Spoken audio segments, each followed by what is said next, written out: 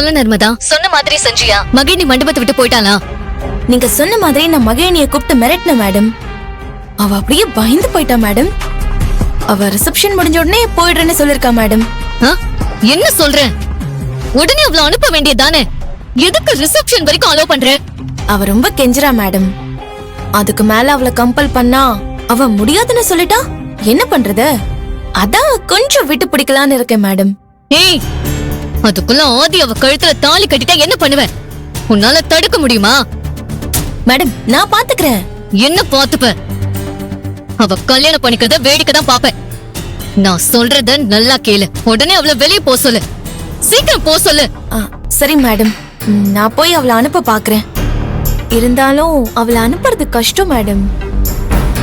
நீங்க எதுக்கும் ஆதி சார உங்க வீட்டுக்கு வர வச்சிருங்க. அதுதான் உங்களுக்கு சேஃப்டி மேடம். ஆதிய வீட்டுக்கு வர வைக்க முடியும்னா அது எங்க அத்தையால மட்டும்தான் முடியும். சரி, நான் முயற்சி பண்றேன். ஆனா நீ முதல்ல இப்பவே போய் அவளை வெளியே அனுப்பு. உடனே போலன்னா ஆதி கிட்ட சொல்லிடுவேன்னு மிரட்டு. அவ எப்படியாவது போய் ஆகணும். இது என் வாழ்க்கை பிரச்சனை நர்மதா. ஆதி மட்டும் அவ கழுத்துல தாலி கட்டிட்டான், அப்புறம் ஒண்ணுமே செய்ய முடியாது. என் நிலைமை உனக்கு புரியுதுல்ல? புரியுது மேடம். அதனாலதான் உங்க பிளான் கேட்டதும் நான் உடனே உங்களுக்கு போன் பண்ணி சொன்னேன். ஒன்னும் கவலைப்படாதீங்க மேடம், இப்போவே நான் அவளை அனுப்பிடுறேன்.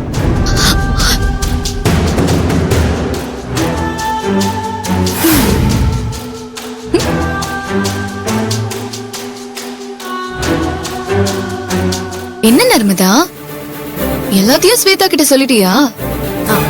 ஏய் மகிழினி, என்ன ரொம்ப திமிரா பேசுற? உனக்கு டைம் கொடுத்தது தப்பா போச்சு. முதல்ல இங்க இருந்து கிளம்பு போ, இல்லனா ஆதி சார் கிட்ட சொல்லிடுவேன். கிளம்புடி இங்க இருந்து.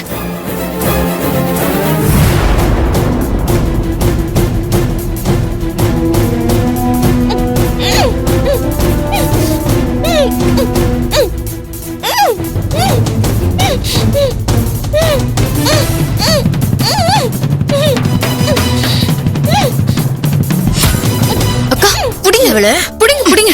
ஏய்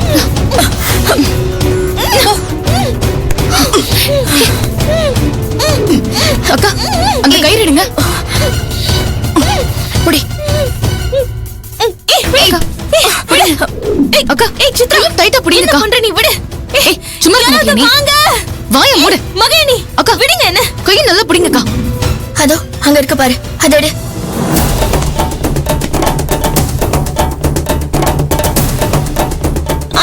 சீக்கிரம் கட்டு. ஏய் விடுங்க. அது என்ன பண்ற நீ? ஏய் விடு. சீக்கிரம். ஏய் என்ன விடுங்க. எப்படி கட்டுற சொல்றேன் சகிலி. விடு.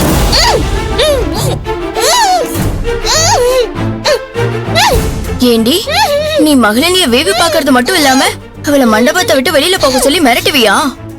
உன்னை அப்படியே வச்சு பேச விடாம பண்ணிட்ட பாத்தியா?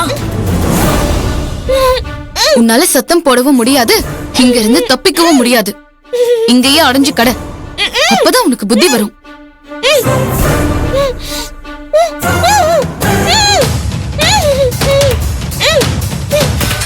வாங்கக்கா நம்ம போலாம்.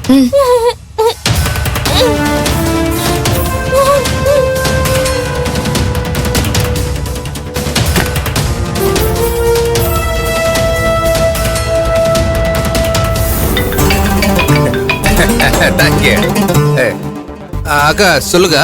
என்னாக்கலாம், நீயும் அதையும் கல்யாண மண்டபத்துல தானே இருக்கீங்க? ஆமா, இங்கதான் இருக்கோம். சரி, அங்க என்ன நடந்துட்டு இருக்கு இப்போ?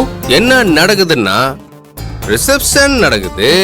எல்லாரும் சாப்பிட்டாங்க, நல்லா சாங் பாடிட்டு இருக்காங்க. ஆதி ரெஸ்ட் ரூம் போயிருக்கான். நான் அப்படியே அங்கங்க பசங்களோட ஜாலியா டான்ஸ் ஆடிட்டு இருக்கேன். அப்பதான் உன்னோட கால் வந்துச்சு. எடுக்காம இருக்க முடியுமா? இப்போ உங்ககிட்ட வந்து பேசிட்டு இருக்கேன். டேய், நீ டான்ஸ் ஆடுறதுக்கு தான் அங்க போயிருக்கியா? ஆதி என்ன பண்றான்? அவன் மகிழினி கிட்ட பேசினானா இல்லையா? இல்லக்கா, மகிழினி அவங்கிட்ட நின்னு ஒரு வார்த்தை கூட பேசவே மாட்டேங்கிறாக்கா. அவன் ரொம்ப அப்செட்டா இருக்கான். நான் தான் அவனை என்கரேஜ் பண்ணி எப்படியாவது அவ கழுத்துல தாலி கட்டணும்னு ஏத்தி விட்டுருக்கேன். நம்ம பிளான் பண்ணது நடந்துரும்னு நம்பிக்கையோட இருக்க. டேய், இந்த கல்யாணத்துக்கு நகையெல்லாம் வாங்கி பில்டப் கொடுத்துட்டு இருக்காங்க. ஓ, இன்னும் ஒரு வாரத்துக்குள்ளதான் டைம் இருக்கு. இங்க பாரு, நீ என்ன பண்ணுவியோ ஏது பண்ணுவியோ எனக்கு தெரியாது.